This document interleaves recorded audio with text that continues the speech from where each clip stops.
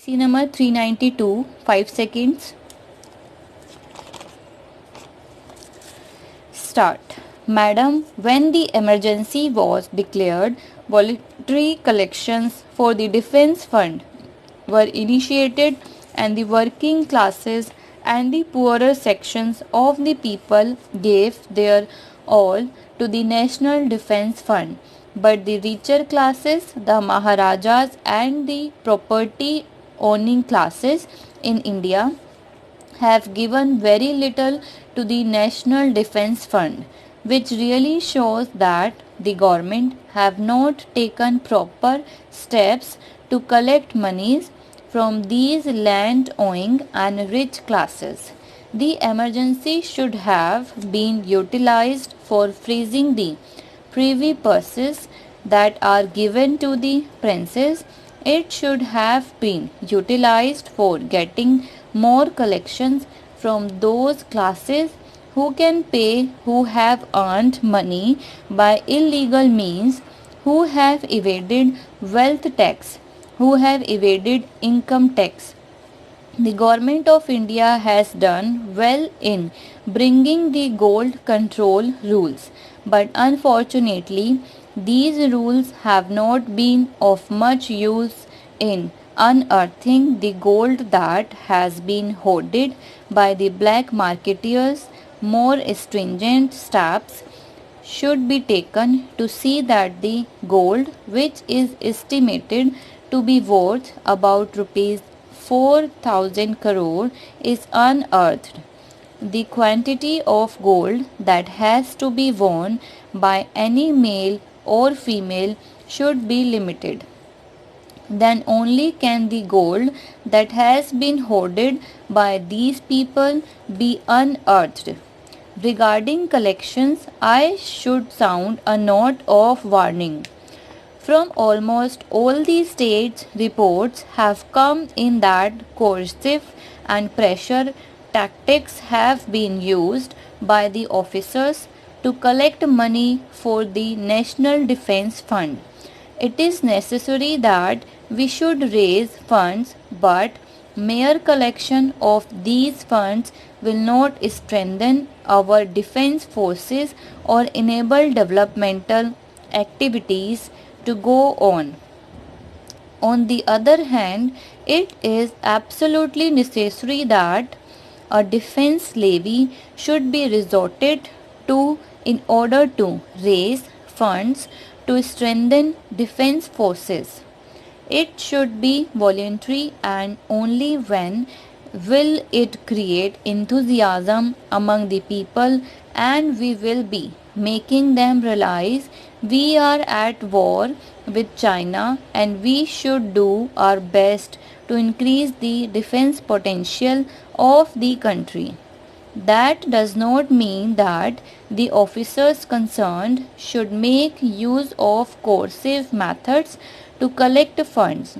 Reports have come in, and the Prime Minister has also been apprised of this fact, and he has advised the state governments concerned that they should not resort to coercive methods to collect contributions for the National Defence Fund. Madam Deputy Chairman, inefficiency, corruption and red tapeism still continue to persist in government offices. A scheme sanctioned will not be put into effect even 2 years after it has been sanctioned. So, this complacency should be shaken, and they should see that whatever capacity is sanctioned is fully utilized, whether it is in the Defense Department or in civil factories. Whatever capacity has been sanctioned should be fully utilized. And even for sanctioning a scheme, the Government of India and their different departments take too long a time, and this kind of red tapeism should be cut down to the minimum. Particularly, the emergency should make them cut down this red tapeism so that quick decisions and quick actions are taken. Regarding agricultural production, the President has stated that there is an increase in agricultural production. It may be true to some extent, but the increase that has been registered is not because there is an increase in the yield per acre, but it is because more land has been brought under cultivation. So, this should not make us feel complacent that there is an increase in agricultural production. The incentives that have been given to the agriculturists are not many. Floor prices that should have been fixed for agricultural commodities have not been fixed, and there is no such incentive to the agriculturist. On the other hand, you see the prices of consumer goods, particularly industrial goods, going up, whereas the prices of agricultural commodities, for example, rice, pulses, and cereals, and coming down.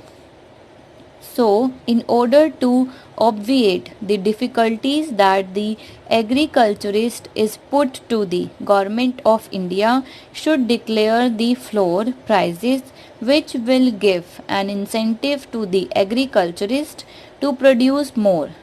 And the other thing that the Government of India has not done successfully is this: they have not implemented the land reforms legislation that is now being enacted in most of the states.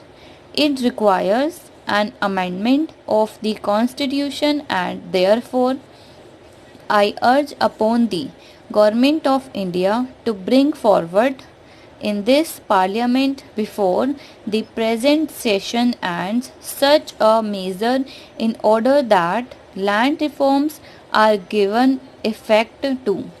A quarrel is now going on between different states with regard to the sharing of waters and with regard to power projects. This should be decided in the interest of the nation as a whole, and there should be properly constituted commissions to advise on how water resources should be utilized by different states and how best the power projects should be started. There is the categorical lashing out at the government of Odisha by Mr. T. Krishnamachari.